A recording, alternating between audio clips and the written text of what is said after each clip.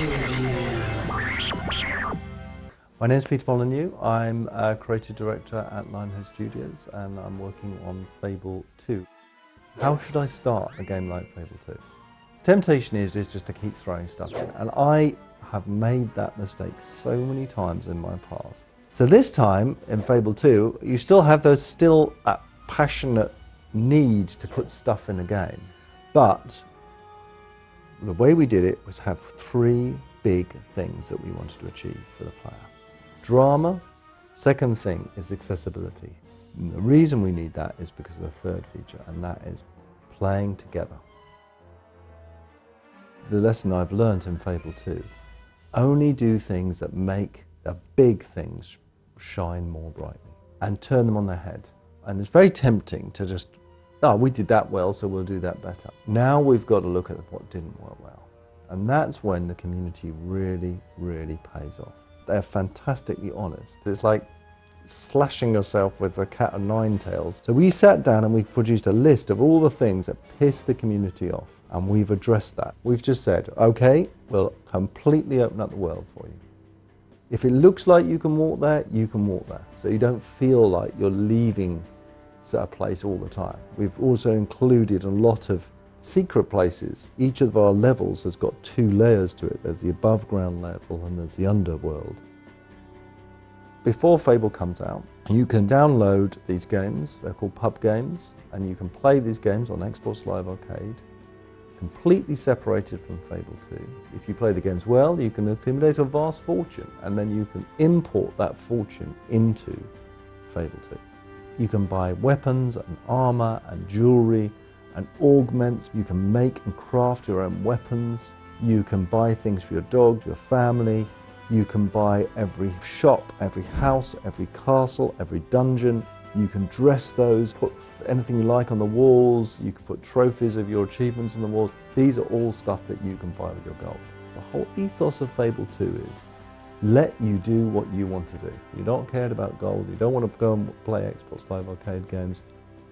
Don't do it. Fine, just play the natural adventure. But if you do, I would say to yourself, I wonder what would happen if I bought that big castle on that hill.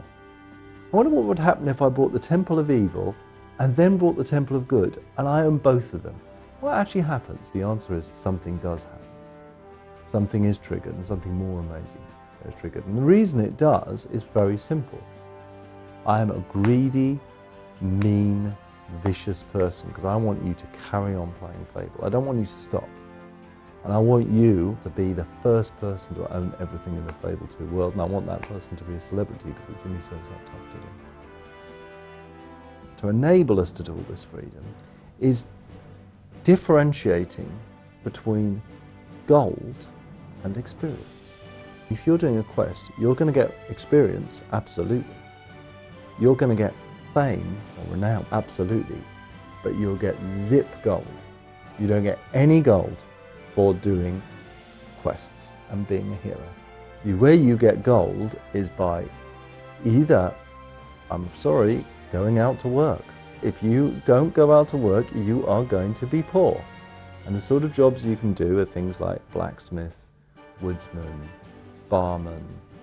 If you want to go on the evil side, you can become an assassin. A henchman in someone else's game. You get gold for doing that. For going to one trader and buying stuff and selling it to another trader, you get gold for that. And what that means is, because we've distinguished those two things, some people will play this game and get to the very end of the game and they'll be a famous but poor hero. Other people that take a much longer route will finish this game and they'll still be a famous, maybe not quite so famous, but a famous hero, but they'll be rich and wealthy. After finishing the story, we'll let you carry on playing because there is that objective to own the whole world if you possibly can.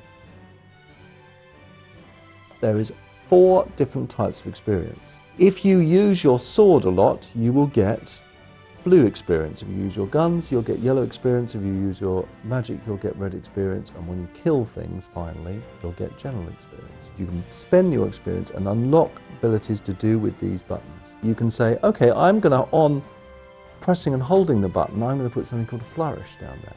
On pressing and holding, I'm going to put blocking on. Hitting the button with rhythm, I'm going to have rhythm-based moves. Pressing the button at the right time, I'm going to have counter-based moves. And you unlock that and decide the order in which these go on this button. We have a completely dynamic way of scoring your combat.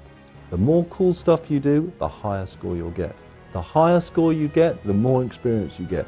The more experience you get, the more abilities you get on this button. So when you start combining these three together, it's almost unlimited gameplay. And that brings me on to my favorite, is the red button. The ability to customize your own magic system completely. Combining all those three together, you've got a super cool system.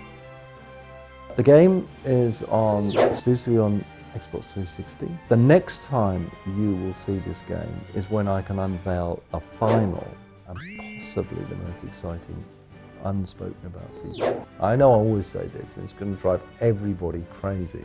I will tell you, it is about, remember I said those three big features, it's that third feature.